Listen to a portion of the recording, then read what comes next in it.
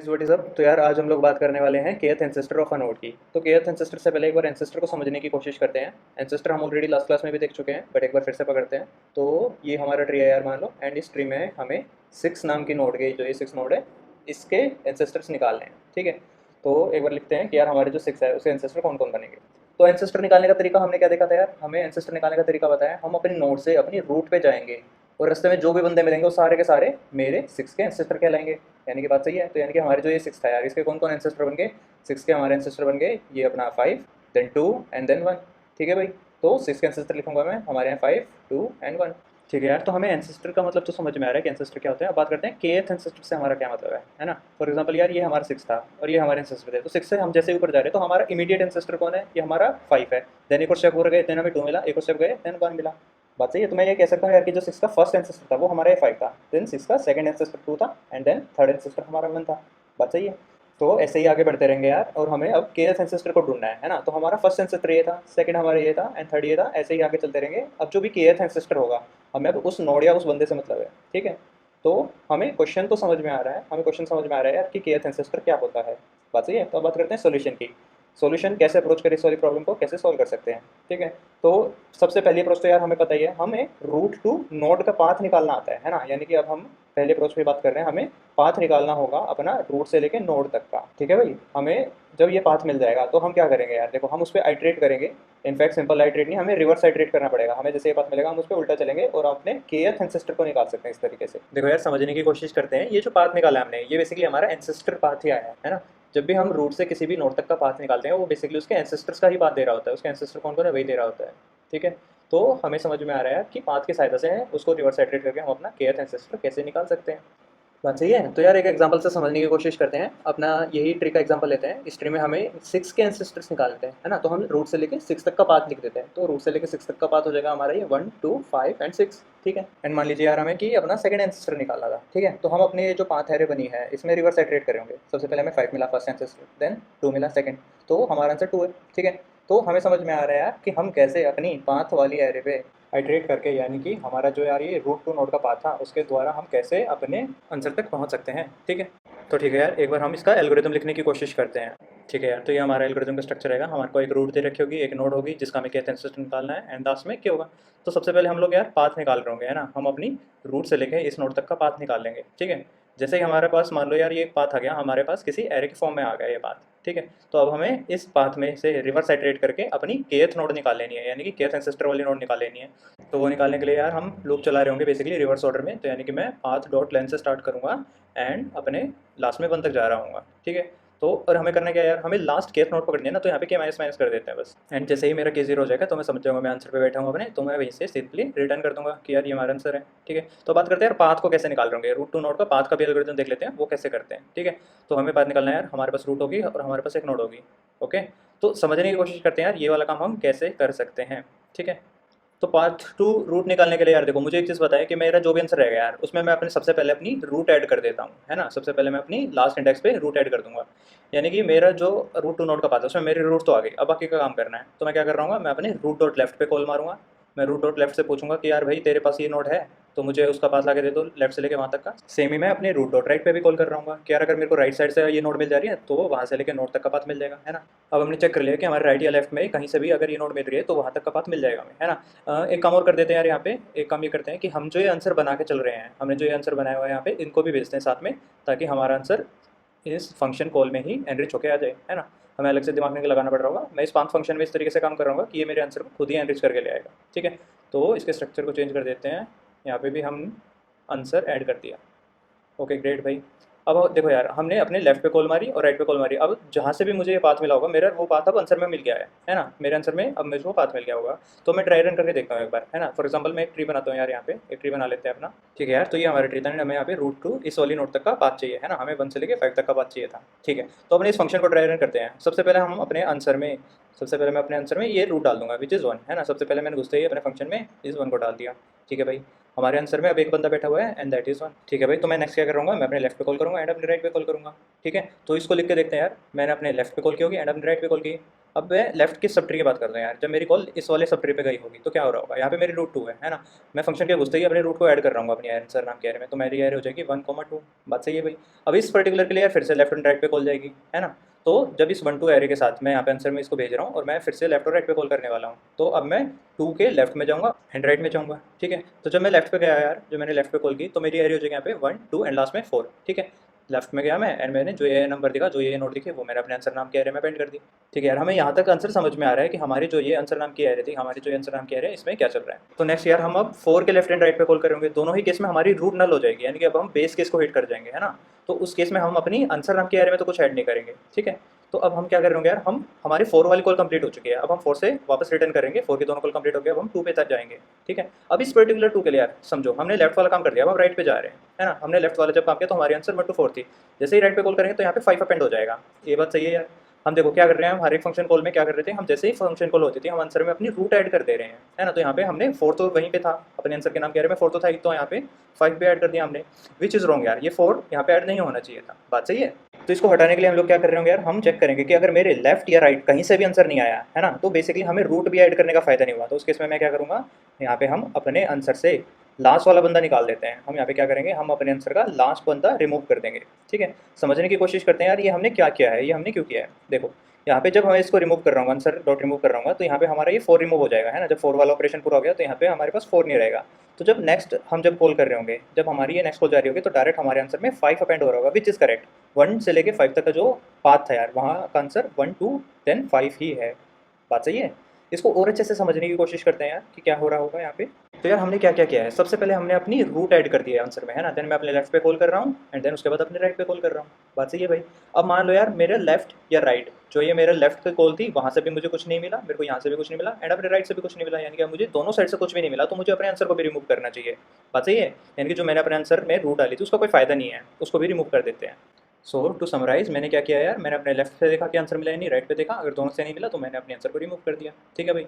अब बात करते हैं यार हमें रुकना कब था, है ना। यानी कि अब हम ये जो कंपटीशन है उसको रोकेंगे कब, ठीक है। तो हम लोग क्या कर रहे होंगे यार, हम लोग चेक करेंगे कि अगर मेरा रूट ही मेरी नोड के बराबर हो गया है, इन शॉर्ट मैं ट्रेवर्स करते करते अपने नोड पे पहुंच चुका हूँ, तो उस केस में यार हमें हमारी रूट मिल गई है, हमें और ज़्यादा नीचे जाने की जरूरत नहीं है। बात सही भाई। तो जैसे ही मेरी रूट मेरी नोड के बराबर हो जाएगी, मैं समझ जाऊंगा यार कि मेरा जो आंसर है वो एनरिच हो चुका है, उसमें मेरा पाथ आ चुका है, तो मैं सिंपल अपने आंसर को ही रिटर्न कर देता हूँ। ठीक है यार, बहुत ही बढ़िया, हमें समझ में आ रहा है कि हमने कैसे रूट टू नोड का पाथ निकाल लिया है यहाँ पे, ठीक है। तो इसको समराइज करते हैं एक बार कि हमने इस पाथ फंक्शन में क्या किया है।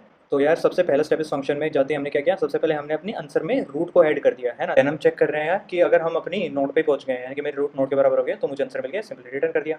उसके बाद यार मैं क्या कर रहा हूँ, मैं अपने लेफ्ट पे कॉल कर रहा हूँ, मैंने लेफ्ट पे कॉल किया और राइट पे कॉल की। इसके बाद मैंने अपनी आंसर से अपनी रूट को रिमूव कर दिया, यानी कि अगर लेफ्ट या राइट मेरे को कहीं से भी आंसर नहीं मिला तो मेरे को अपनी रूट भी रिमूव कर देनी चाहिए, ठीक है। तो बहुत ही बढ़िया यार, हमें समझ में आ रहा है कि हमने क्या क्या किया है। एंड जैसे मुझे अपना पाथ मिल जाएगा, तो अब जो मेरा ये केएथ एंसेस्टर वाला काम था, जो ये मुझे केएथ एंसेस्टर लिखना था, यहाँ पे मुझे पाथ मिल चुका है। अब सिंपली इस पाथ पे रिवर्स आइटरेट करके मैं बहुत ही आसानी से अपना केएथ एंसेस्टर निकाल सकता हूँ, ठीक है यार। तो हमें एल्गोरिदम तो समझ में आ रहा है, हमें क्या करना है, अब इसको कोड भी करके देख लेते हैं, ठीक है। तो ये हमने यहाँ पे एक क्लास बना लिया है, हमने यहाँ पे एक केएथ एंसेस्टर के नाम से क्लास बना लिया, इसमें हमने फंक्शन बना रखा है केएथ एंसेस्टर। इसमें हम 3 चीज़ें दे रहे हैं यार, हम अपनी रूट पास कर रहे हैं, हम अपनी नोड पास कर रहे हैं जिसका हमें केएथ एंसेस्टर निकालना है, और लास्ट में हम के पास कर रहे हैं, ठीक है। तो ठीक है भाई, हमने ये तीनों चीज़ें पास कर दी। अब बात करते हैं यार हम क्या करने वाले हैं इसके केएथ एंसेस्टर में, ठीक है। तो हमने क्या सोचा था यार, हम लोग क्या कर रहे होंगे, ठीक है यार। तो जो सबसे पहले स्टेप सोचा था हमने, हम लोग पाथ निकाल रहे होंगे रूट टू नोड तक का, है ना। तो उसके लिए एक पाथ नाम की एरे बना लेते हैं, ठीक है भाई। हमारी एरे तैयार है। हमें करना क्या है यार, देखो अब हमें यहाँ पे इस रूट से लेके नोड तक का पाथ निकालना है ना। तो हमें काम करते हैं, यहाँ पे एक फंक्शन लिख देते हैं फाइंड पाथ नाम से, एंड इसको हमें यार अपनी रूट दे रहे होंगे, इसके अलावा नोड देनी है हमें, एंड अपना ये पाथ नाम की एरे दे रहे होंगे, ताकि ये पाथ नाम की एरे हम एनरिच करके ले आएँ, ठीक है। तो ये फाइंड पाथ यार हमारे लिए 2 काम कर रहा होगा। पहला काम तो ये हमें बताएगा कि इस रूट से लेकर इस नोड तक कोई पाथ एग्जिस्ट करता भी है या नहीं, और अगर करता है तो उसको एनरिच करके ले आओ इस पाथ नाम के एरे में, ठीक है। तो यार यहाँ पे हम एक इफ लगा रहे हैं इस फंक्शन में कि यार अगर मेरे को इस रूट से इस नोड तक का कोई पाथ मिला है तो मैं कुछ काम करने वाला हूँ, अन्यथा नहीं करूँगा, ठीक है। तो इस फंक्शन का स्ट्रक्चर बना लेते हैं। ये फंक्शन हमारा किस टाइप का रहेगा, तो ये हमारा फंक्शन है यार, ये बेसिकली एक बूलियन रिटर्न करने वाला है हमको, है ना। तो ठीक है भाई, मान लीजिए हमारा फाइंड पाथ नाम का फंक्शन सही चल रहा है और उसने हमको पाथ ला के दे दिया, है ना। हमें रिटर्न क्या करना है ना। बेसिकली मैं ये जानना चाह रहा हूँ कि यार ये जो पाथ है हमारा, इसके किस पर्टिकुलर इंडेक्स पे हमारा केएथ एंसेस्टर बैठा हुआ है ना।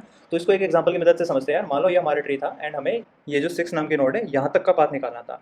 तो हमारी रूट से लेके 6 तक का ये वाला पाथ है ना। तो अब मान लो यार मुझे ये पाथ तो मिल गया, ये पाथ मुझे किसी एरे में मिल गया, तो हमें 1 2 5 एंड 6 ये रहा हमारा पाथ, ये हमें मिल गया, ठीक है। ठीक है भाई, हमारा पाथ तो आ गया। अब इसके इंडेक्स पे लिख लेते हैं, तो हमारे इंडेक्स रहेंगे यार 0, 1, 2 एंड 3।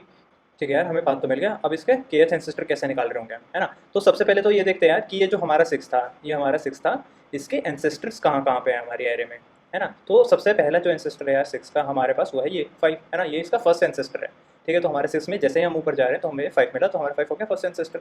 सेकंड एंसेस्टर हमारा ये रहेगा यार 2, है ना?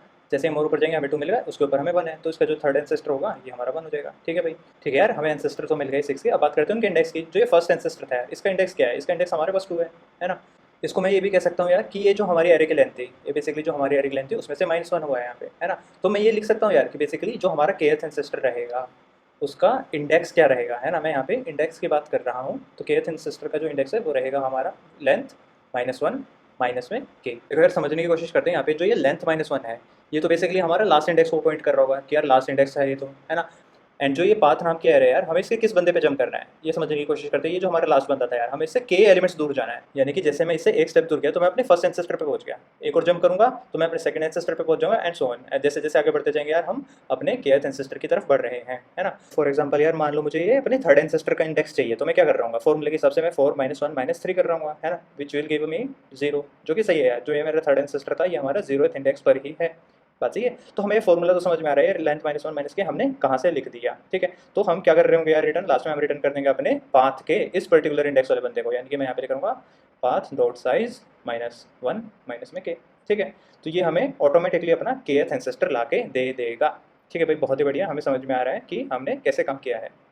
एल्स की बात कर लेते हैं यार। मान लो मुझे यहाँ पे फाइंड पाथ से फॉल्स मिलता है, यानी कि मेरे पास कोई पाथ ही नहीं है, तो मैं सिंपली यहाँ पे नल रिटर्न कर देता हूँ, यानी कि तुम्हारा कोई kth एंसेस्टर नहीं रहेगा इस केस में। ठीक है भाई, एल्स लिखना चाहो लिख दो, वरना डायरेक्ट भी नल रिटर्न कर देंगे तो भी कोई इशू नहीं है। ठीक है भाई, तो अब हमारा क्या काम रह गया यार? अब हमें बस ये फाइंड पाथ लिखना रह गया, है ना? अब हमें इस फाइंड पाथ को कंप्लीट करना है। तो फाइंड पाथ के लिए हमने क्या सोचा था यार, हम कैसे किसी रूट से लेकर नोड तक का पाथ निकाल रहे होंगे, है ना? देखो, सबसे पहले पहला जो स्टेप रहेगा हमारा वो ये रहेगा कि ये जो पाथ नाम की एरे आ रही है, सबसे पहले तो इसमें मैं अपनी रूट ही ऐड कर देता हूँ कि यार मान के चलते कि मेरी रूट मेरे इस नोड के पाथ में आती है। ठीक है भाई, नेक्स्ट यार हम चेक कर लेते हैं कि अगर मैं नोड पे ही तो नहीं पहुंच गया, यानी कि मैं चेक करूंगा if my root dot data बराबर बराबर है मेरी नोड के, तो उस केस में मेरा पाथ एनरिच हो चुका है। मैं सिंपली ट्रू रिटर्न कर देता हूँ यहाँ पे, है ना? देखो, हमें रिटर्न क्या करना है यार? रिटर्न हम बुलियन कर रहे हैं, यानी कि इस रूट से लेके इस नोड तक का कोई पाथ है या नहीं, है ना? ये हम रिटर्न कर रहे हैं। जो हमारा पाथ एनरिच हो रहा है यार, वो फंक्शन के अंदर ही हो रहा है ना? उसके लिए हम कुछ रिटर्न नहीं करना। ठीक है भाई, तो ये तो हमारा बेस केस हो गया था यार। ठीक है, इसके अलावा हमें क्या करना पड़ेगा यार? अब मैं सिंपली अपने लेफ्ट या राइट चाइल्ड पे कॉल करूँगा, है ना? तो मैं सबसे पहले फाइंड पाथ कॉल कर देता हूँ भैया अपने रूट डॉट लेफ्ट के लिए। सेम ही नोड भेजनी है हमें एंड सेम ही पाथ भेजना है। पाथ में बेसिकली बस हमारी अब ये रूट ऐड हो चुकी होगी। ठीक है, जैसे मैंने रूट डॉट लेफ्ट के लिए कॉल किया, सेम ही मैं रूट डॉट राइट के लिए भी कॉल कर देता हूँ। ठीक है यार, तो हमने अपने लेफ्ट और राइट दोनों पे कॉल कर दिया है यहाँ पे, है ना? यानी कि अगर मुझे अपने लेफ्ट सब ट्री से या फिर राइट सब ट्री से कहीं से भी इस नोड का रास्ता मिल जाएगा तो वो हमारा पाथ में एनरिच हो जाएगा। लेकिन मान लो यार दोनों से ही नहीं मिला, तो मुझे यहाँ पे चेक करना है कि इनमें से मुझे ट्रू मिला है या नहीं, है ना? तो मैं यहाँ पे क्या कर रहा हूँ, मैं यहाँ पे किफ लगा देता हूँ। बेसिकली यहाँ पे मैं और का इस्तेमाल फंक्शन कर रहा हूँ कि यार इन दोनों में से कहीं से भी मुझे अगर रास्ता मिला है, तो इस पूरी चीज़ को मैं किफ के अंदर लिख देता हूँ कि यार अगर मेरे को या तो लेफ्ट से पाथ मिल गया हो या फिर राइट से पाथ मिल गया हो, तो उस केस में मुझे रिटर्न करना है ट्रू। यानी कि बेसिकली मुझे अपनी रूट से लेकर नोड तक का पाथ मिल चुका है। क्या इस बात से हम लोग सहमत है यार? बेसिकली मैं बस अपने लेफ्ट और राइट सब ट्री से पूछ रहा हूँ यार कि अगर तुम्हें नोड मिल गई तो मैं ट्रू रिटर्न कर देता हूँ, अन्यथा मुझे क्या करना है यार? अदरवाइज मैं डायरेक्ट फॉल्स रिटर्न कर देता हूँ। ठीक है भाई, फॉल्स रिटर्न करने से पहले मुझे एक और काम करना है यार। अगर मेरे को लेफ्ट और राइट कहीं से भी नोड नहीं मिली, तो बेसिकली मुझे रूट को भी रिमूव कर देना चाहिए अपने पाथ से, है ना? रूट को मेरे पाथ में ऐड करने का कोई फायदा नहीं था, तो मैं यहाँ पे लास्ट एलिमेंट को रिमूव कर रहा हूँ जो कि रूट होगा। ठीक है यार, तो ये तो हमारा कोड हो गया फाइंड पाथ का। तो इसको एक बार समराइज करके देखते हैं हमने क्या क्या किया है। तो सबसे पहले हमने क्या किया है, देखो, सबसे पहले मैंने माना है यार कि मेरी रूट मेरे पाथ में आएगी, है ना? तो मैंने उसको डायरेक्ट ही ऐड कर दिया है यहाँ पे। ठीक है भाई, इसके बाद मैं चेक कर रहा हूँ यार क्या मैं अपनी नोड पे पहुंच गया हूँ। अगर मैं अपनी नोड पे पहुंच गया हूँ तो ऑब्वियसली मुझे पाथ मिल चुका है, तो मैं यहाँ पे ट्रू रिटर्न कर रहा हूँ। अन्यथा मैं चेक कर रहा हूँ कि मैं अपने लेफ्ट और राइट सब ट्री पे कॉल कर रहा हूँ और चेक कर रहा हूँ कि अगर कहीं से भी मुझे पाथ मिल गया है, दोनों में से कहीं से भी पाथ मिल गया तो मुझे ट्रू रिटर्न करना है। अदरवाइज मैं क्या कर रहा हूँ यार कि जो ये मैंने यहाँ पे रूट ऐड की थी, इस रूट को ऐड करने का कोई फायदा नहीं है, क्योंकि बेसिकली इसके कॉरस्पॉन्डिंग कहीं से भी मुझे ये नोट तो मिली नहीं, तो मैं अपनी रूट को रिमूव कर दूंगा और फॉल्स रिटर्न कर दूंगा। ठीक है, तो मैं थोड़ी थोड़ी फीलिंग तो आ रही है यार कि ये जो हमने कोड लिखा है ये हमें कैसे आंसर ला के दे रहा है और ये कैसे हमारे इस पाथ नाम की एरे को एनरिच कर रहा है। ठीक है भाई, तो जैसे ये फंक्शन हमारा कंप्लीट हो गया और हमारी पाथ नाम की एरे पूरी तरीके से एनरिच हो जाएगी, देन हम अपने kth एंसेस्टर को बड़े ही आसानी से निकाल सकते हैं। ठीक है यार, तो इसको रन करके देखते हैं। अपना जो हमने एग्जाम्पल लिया था उसी ट्री को इनपुट देते हैं यहाँ पे। ठीक है यार, तो ये हमारा इनपुट है। यहाँ पे हमें फिफ्थ नोड का जो हमारी नोड नंबर 5 है उसका सेकंड एंसेस्टर निकालना है। ठीक है, तो इसको रन करते हैं और ये हमारा यार कुछ नल पॉइंट एक्सेप्शन आ रहा है। ये हमारा क्यों आ रहा है यार? क्योंकि लाइन नंबर 38 पे हमने नल पॉइंटर हैंडल नहीं कर रखा। बेसिकली अगर हमारी रूट नल है यार इस फंक्शन में तो हमने उसको हैंडल नहीं कर रखा, तो एक छोटी सी चीज़ ऐड कर देते हैं बस। बेसिकली अगर हमारी रूट नल है तो हमें डायरेक्ट फॉल्स रिटर्न कर देना चाहिए। ठीक है भाई, ठीक है, तो अब ये सही चलना चाहिए। सेम इनपुट दोबारा से चलाते हैं एंड अब ये हमारा 1 दे रहा है ना, विच इज़ करेक्ट यार। तो एक बार इस ट्री को बना लेते हैं। ये जो हमने ट्री इनपुट दिया वो किस प्रकार से है, तो यार यहाँ पे हमें 5 का सेकंड एंसेस्टर निकाला था जो कि 1 ही आएगा वैसे तो। फर्स्ट एंसेस्टर 2 है देन 1 है। ठीक है, तो हमारा कोड तो सही चल रहा है यार। इसको अब सबमिट भी करके देखते हैं कि जो हमने लिखा है वो सही चल रहा है या नहीं। ठीक है यार, तो अपना कोड चिपका देते हैं यहाँ पे। ठीक है, तो ये जो हम केस एंसेस्टर वाला काम कर रहे हैं बेसिकली हमें अब इस वाले फंक्शन में लिखना है। एंड यार हमें कुछ चेंजेस भी करने पड़ेंगे इसके साथ। बेसिकली हमें इंट रिटर्न करना है, तो यहाँ पे हमारा जो पाथ है वो तो हमें नोट देगा है ना। तो यहाँ पे हम क्या करते हैं, इसका डॉट डेटा यूज़ कर लेते हैं ताकि वैल्यू मिल सके हमें। साथ ही नल रिटर्न नहीं कर सकते यहाँ पे, अब हमें -1 रिटर्न कर रहे होंगे। ठीक है, इसके अलावा एक और चीज़ करनी है यार। ये जो हम रिटर्न कर रहे हैं यहाँ पे बेसिकली हम किसी पर्टिकुलर इंडेक्स को एक्सेस कर रहे हैं ना पाथ के, तो एक्सेस करने से पहले बस चेक कर लेते हैं यार कि ये मेरे एरे में है भी या नहीं। हो सकता है यार ये जो के है ये हमारा साइज से ही ज़्यादा बड़ा हो जाए है ना, कुछ फॉल्स इनपुट दे रखा हमें। तो एक काम करते हैं, यहाँ पे एक स्टेटमेंट लगा देते हैं बस कि अगर यार के हमारा से छोटा है तो ही हम ये काम करेंगे। ठीक है, ये रिटर्न करने वाला काम। एल्स क्या कर रहे होंगे हम, सिंपली -1 रिटर्न कर देते हैं। ठीक है, तो ये सही लग रहा है, इसको रन करते हैं। ठीक है, ये तो सही चल रहा है, इसको सबमिट करके देखते हैं। ठीक है यार, हमारा कोड सही सबमिट हो रहा है, यानी कि हमारा कोड सही चल रहा है। ठीक है यार, तो एक बार समराइज करते हैं हमने क्या क्या किया है। बेसिकली हम एक पाथ नाम की एरे बना रहे हैं है ना। हमें पहले रूट टू नोड का पाथ निकालना है, ये हमने इस फंक्शन में किया है। और यहाँ पे हमने इस फंक्शन में क्या क्या किया है, सबसे पहले यार मैं आते ही अपनी रूट को ऐड कर रहा हूँ है ना। मैंने अपने पाथ में रूट को ऐड कर दिया। अब मैं चेक कर रहा हूँ यार कि अगर मैं अपनी नोड पे ही पहुँच गया हूँ है ना, कि अगर मेरी रूट है वही मेरी नोड है तो मेरे को पाथ मिल गया बेसिकली, तो मैं उस केस में ट्रू रिटर्न कर दूँगा। बात सही है भाई। इसके अलावा यार मैंने अपने लेफ्ट और राइट सब ट्री से पूछा कि वहाँ से पाथ मिल रहा है नहीं, तो उस केस में मैं ट्रू रिटर्न कर रहा हूँ। अगर ये तीनों ही नहीं चले, बात सही है, यानी कि या तो मेरे रूट में डेटा मिला, ना मेरे लेफ्ट में मिला और ना ही राइट में मिला, तो जो मैंने ये रूट ऐड की थी इसको अब रिमूव कर देते हैं है ना, कोई फायदा नहीं था उसको ऐड करने का, तो मैंने रिमूव किया और फॉल्स रिटर्न कर दिया। ठीक है, तो हमें पाथ का समझ में आ गया, पाथ कैसे निकला। जैसे मेरा पाथ मिल गया यार, मैं इस पर्टिकुलर इंडेक्स की वैल्यू को रिटर्न कर रहा हूँ है ना। ये मैं रिटर्न करने से पहले बस चेक कर लेता हूँ कि अगर ये इंडेक्स मेरे साइज में है तो ही मैं उसको रिटर्न करूँगा, अन्यथा मैं यहाँ पे -1 रिटर्न कर दे रहा हूँ। ठीक है, और ये बड़े वाला -1 है, यानी कि अगर हमें पाथ ही नहीं मिला तो भी -1 रिटर्न करना है। तो ये हमारा कोड था यार केथ एंसेस्टर का। अब बात कर लेते हैं कि यार कोड तो ठीक है, अब इसकी कॉम्प्लेक्सिटी कितनी है ना, हमने कितनी मेहनत की है इस कोड को लिखने के लिए। ठीक है, ठीक है यार, तो अपने कोड में हमने बेसिकली एक मेजर काम ही किया है, बस हमने पाथ निकाला है रूट टू नोड का है ना। तो ये पाथ निकालने में कितना काम किया यार हमने, यहाँ पे बेसिकली हम बस आइट्रेट कर रहे हैं, यहाँ पे हम ट्रेवर्स कर रहे हैं अपने पूरे ट्री पे है ना। मान लो यार मेरे ट्री में n नोड्स थी, तो मेरी कॉम्प्लेक्सिटी हो जाएगी O ऑफ n ट्रेवर्सल की है ना। तो यार इस O ऑफ n में हमने क्या क्या किया है, हमने बेसिकली अपने ट्री को ट्रेवर्स करके अपनी रूट टू नोड का पाथ निकाल लिया है। बात सही है भाई। अब जैसे हमें पाथ मिल गया यार, अब तो हमारे पास का काम है, अब तो बेसिकली डायरेक्ट हम किसी पर्टिकुलर इंडेक्स को एक्सेस करके अपना केथ एंसेस्टर निकाल सकते हैं। तो जो हमारा जो कॉम्प्लेक्सिटी हो जाएगी यार केथ एंसेस्टर निकालने की, वो भी O ऑफ n ही रहेगी। ठीक है, ठीक है यार, बहुत ही बढ़िया, हमें समझ में आ रहा है हमने क्या किया, हमने कैसे केथ एंसेस्टर निकालना है अपनी किसी पर्टिकुलर नोड का। बात ही है। अब ये जो है यार, ये हमारी अप्रोच 1 थी है ना। इस क्वेश्चन को हम बहुत सारे तरीकों से कर सकते थे, ये जो पाथ निकालने वाले काम थे हमारी अप्रोच 1 थी। तो अब अप्रोच 2 की भी बात करते हैं। तो बेसिकली अप्रोच 2 में हम लोग क्या कर रहे होंगे यार, यहाँ पे हम एंसेस्टर एरे बनाएंगे है ना। तो एंसेस्टर एरे होता क्या है यार, उस पर आएंगे अभी, पर पहले समझते हैं इसको बनाने की ज़रूरत क्यों पड़ी हमें है ना। तो मान लो यार कोई भी ट्री है हमारे पास, इस ट्री में हमारे पास सिर्फ नीचे जाने का तरीका है ना, यानी कि मैं 1 से 2 तक जा सकता हूँ, 2 से और नीचे जा सकता हूँ, 4 पे जा सकता हूँ, 5 पे जा सकता हूँ। बात सही है। लेकिन यार हमारे पास कोई भी तरीका नहीं था कि हम किसी पर्टिकुलर नोड पे बैठे हैं तो उससे हम ऊपर जा सकें है ना, यानी कि अपने ट्री में ऊपर की साइड जाने का हमारे पास कोई रास्ता नहीं है। ठीक है भाई, तो अब इस प्रॉब्लम को सोल्व करने के लिए हम लोग क्या करेंगे यार, हम एक एंसेस्टर एरे नाम की चीज़ बनाएंगे। वो बेसिकली क्या है, वो एक सिंपल एरे होती है यार। हम एक एरे बना रहे होंगे यहाँ पे बेसिकली हर एक इंडेक्स जो है यार, हमारा जो हर एक इंडेक्स है वो एक डेटा को रिप्रेजेंट कर रहा होगा ट्री के। बात सही है, यानी कि हम हर एक इंडेक्स के थ्रू किसी नोड को रिप्रेजेंट कर रहे हैं यहाँ पे। यानी कि जो ये हमारा थर्ड इंडेक्स था ये हमारी इस वाली नोड को रिप्रेजेंट कर रहा है जिसकी वैल्यू 3 है। एंड जो साइज है यार एरे का वो हमारा 0 से लेकर डेटा तक रहेगा। डेटा क्या basically maximum value in that tree है ना। तो अब बात करते हैं हर एक इंडेक्स पे हम स्टोर क्या कर रहे होंगे। बेसिकली हर एक इंडेक्स पे यार हम उस पर्टिकुलर नोड की पेरेंट का डेटा स्टोर कर रहे हैं। बेसिकली हमें कनेक्शन बनाना चाह रहे हैं यार कि किसी नोड से उसके पेरेंट तक कैसे पहुंचा जा सकता है ना। तो एक एग्जांपल की मदद से समझते हैं यार। मान लो हमारी ये नोड है 6, तो इस नोड के कोरस्पॉन्डिंग हम क्या क्या चीज़ें स्टोर कर रहे होंगे यार। सबसे पहले तो हम 6 नंबर इंडेक्स पे जाएंगे और वहाँ पे इस नोड के पेरेंट का डेटा यानी कि 3 स्टोर कर रहे होंगे यहाँ पे। ठीक है, तो अब हमें पता चल गया यार कि ये जो 6 है इसका पेरेंट है 3। बात सही है। तो अब मुझे जब भी 6 का पेरेंट चाहिए हो तो मैं डायरेक्ट उस इंडेक्स पे जाके चेक कर सकता हूँ कि वहाँ पे कौन बैठा है ना यार। एंड अब मान लो कि हमें अब 3 के भी पेरेंट पे जाना है ना, हमें 3 का भी पेरेंट स्टोर करना है, तो हम कैसे करेंगे। तो सिंपल है यार, अब हम 3 नंबर के इंडेक्स पे जाएंगे, अब हम 3 नंबर के इंडेक्स पे जाएंगे और वहाँ पे स्टोर कर देंगे उसके पेरेंट का डेटा है ना। तो अब हमें पता चल गया कि हम कैसे एंसेस्टर एरे को एनरिच कर सकते हैं। फॉर एग्जांपल मुझे 6 के एंसेस्टर चाहिए थे है ना, तो सबसे पहले मैं 6 के पेरेंट पे गया 3 पे है ना। अब मैं उसके पेरेंट देख लूंगा तो मैं 1 पे गया। अब यार देखो 1 हमारी रूट है ना, तो रूट के पेरेंट पे क्या स्टोर करें हम है ना। तो बेसिकली रूट का पेरेंट तो हमारा नल रहता है। बात सही है। तो सेम काम नल को रिप्रेजेंट करने के लिए यहाँ पे -1 स्टोर कर देते हैं। तो हमें पता चल जाएगा यार वो नोड, जब भी हम किसी नोड पे पहुंच जाएंगे जिसका पेरेंट -1 है तो वो नोड हमारी रूट रहेगी। बात सही है? ठीक है यार, तो हमें समझ में तो आ रहा है। अब एक काम करते हैं, ये जो हमारा ट्री था इसकी एंसेस्टर एरे बनाने की कोशिश करते हैं, ठीक है? तो इसकी जो एंसेस्टर एरे बनेगी यार वो किस प्रकार से बनेगी? सबसे पहले तो हमारे पास जो डेटा रहेगा वो कितना इंडेक्स का रहेगा? हम यहाँ पे मैक्सिमम इंडेक्स तक जा रहे थे, है ना? जो डेटा होता है मैक्सिमम वैल्यू होता है। तो ठीक है भाई, तो अपने इंडेक्स बना लेते हैं यार इस टाइप से। ठीक है यार, हमारे इंडेक्स तैयार है ना? ठीक है, तो अब अपनी इस एरे को एनरिच करने की कोशिश करते हैं। सबसे पहले हम लोग रूट पे जा रहे होंगे। अब देखो हमारी जो रूट है यार उसका कोई पेरेंट तो होता नहीं है, तो हम अपनी रूट पे क्या वैल्यू स्टोर कर रहे होंगे? यहाँ पे हम लोग -1 स्टोर कर देते हैं, ठीक है? ठीक है यार, तो अब 1 से नीचे जाने की कोशिश करेंगे। 1 के हमारे 2 चाइल्ड थे, 2 और 3। तो बेसिकली मतलब क्या है इस बात का, जो हमारा 1 है वो किन का पेरेंट है? वो बेसिकली 2 और 3 का पेरेंट है ना? तो 2 में भी 1 डालेंगे और 3 में भी 1 डाल देंगे। तो बेसिकली हम लोग यार ये सेट करते चल रहे हैं कि हमारा 2 का पेरेंट कौन है? 2 का पेरेंट 1 है। ऐसे ही हमारे 3 का पेरेंट भी 1 है। बात सही है? यानी कि जब भी हमें अब 2 से ऊपर जाना हो या फिर 3 से ऊपर जाना हो तो हम अपनी एंसेस्टर एरे की मदद से पता कर सकते हैं कि यार अब हमें किस नोड पे जंप करना है, ठीक है? तो ऐसे ही आगे की नोड्स भी एनरिच कर लेते हैं यार। तो 4 और 5 का पेरेंट रहेगा 2, देन 6 का पेरेंट है हमारा 3, 7 एंड 8 का पेरेंट है हमारा 5 और इस 9 की जरूरत नहीं है, इसको रिमूव कर देते हैं। ठीक है यार, तो इस तरीके से हमने अपनी एंसेस्टर एरे को एनरिच कर लिया है। तो यार अब आप समझ गए होंगे कि इस पर्टिकुलर एरे की मदद से, यानी कि ये जो हमने अभी अभी एरे बना लिया इसकी मदद से हम kth एंसेस्टर कैसे निकाल सकते हैं, है ना?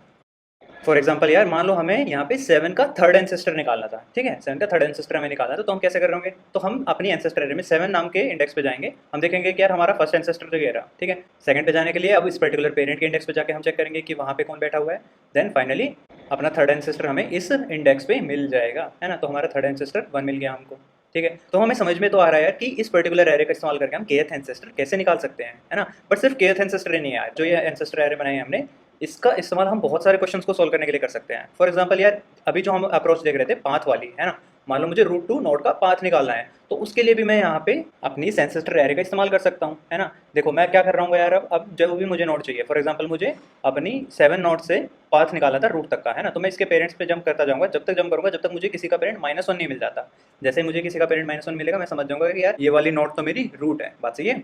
ठीक है यार, तो हमें समझ में आ रहा है कि हम रूट टू नोड वाला काम भी कैसे एंसेस्टर एरे की मदद से कर सकते हैं, है ना? इसके अलावा यार जो हमने लास्ट क्लास में एलसीए वाला काम देखा था, है ना, लोएस्ट कॉमन एंसेस्टर का, वो भी हम kth एंसेस्टर की मदद से कर सकते हैं, है ना? देखो यार कैसे, फॉर एग्जांपल मुझे 5 और 7 के लोएस्ट कॉमन एंसेस्टर चाहिए थे, तो मैं क्या कर रहा हूँ यार, मुझे पता है अब मेरे को एंसेस्टर निकालने तो आते हैं, है ना? तो मैं 5 के सारे एंसेस्टर निकालूंगा। 5 के एंसेस्टर रहेंगे कौन कौन? हमारा 2 आ जाएगा एंड 1 आ जाएगा।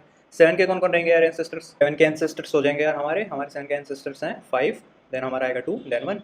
बात सही है? ठीक है यार, अब बात करते हैं कॉमन निकालना था हमें इनमें से, है ना? तो इनमें से कॉमन कौन कौन है यार? इनमें से हमारा कॉमन ही 5 मिल जाएगा हमें सबसे पहले, तो हमारा आंसर हो जाएगा 5। तो कहने का तात्पर्य क्या है यार, using this ancestor array we have created a mechanism to ascend the tree, यानी कि हमने एक तरीका ढूंढ लिया है जिसकी मदद से हम अपने ट्री में ऊपर की डायरेक्शन में जा सकते हैं। बात सही है? तो यार इस एंसेस्टर एरे की टेक्निक का इस्तेमाल हम बहुत सारे क्वेश्चंस में कर सकते हैं, है ना? इसकी मदद से हम बहुत सारे क्वेश्चंस को आसानी से कर पाएंगे, बट इसके कुछ कुछ लिमिटेशंस भी है यार, है ना? देखो सबसे पहली लिमिटेशन तो यही है, यहाँ पे हम एक एरे स्टोर कर रहे हैं एंड उस एरे का साइज यार हम डेटा के इक्विवेलेंट रख रहे हैं which is the maximum in the tree. तो ये जो एरे है ये काफ़ी बड़ी बन सकती है साइज में। बात सही है? सेकंड लिमिटेशन ये है यार, यहाँ पे हम सिर्फ पॉजिटिव इंटीजर्स को स्टोर करवा पाएंगे, है ना? अगर हमारे पास मान लो कोई फ्लोटिंग नंबर्स हैं, है ना, पॉइंट वाले हैं, या फिर अपने ट्री में हम किसी स्ट्रिंग को स्टोर कर रहे हैं, तो उसके लिए हम एंसेस्टर एरे नहीं बना पाएंगे। बात सही है? तो ये सारी की सारी लिमिटेशंस है यार, इनको हम ओवरकम कर सकते हैं एक सिंगल हथियार से जिसका नाम है एंसेस्टर मैप। बात सही है? अगर हम यहाँ पे एरे की जगह एक मैप बनाए, यहाँ पे अगर हम एरे की जगह एक हैश मैप बना दें तो ये सारी की सारी लिमिटेशंस कवर हो जाएंगी।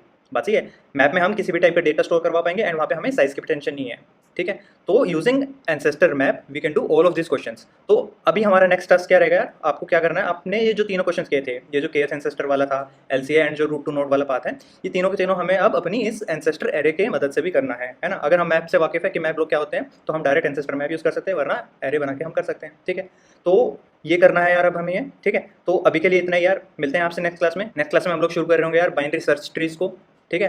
बाइनरी सर्च ट्री एक स्पेशल टाइप ऑफ ट्री है यार, उसकी कुछ कुछ प्रॉपर्टी रहती है, ज़्यादा नहीं है उसमें करने के लिए।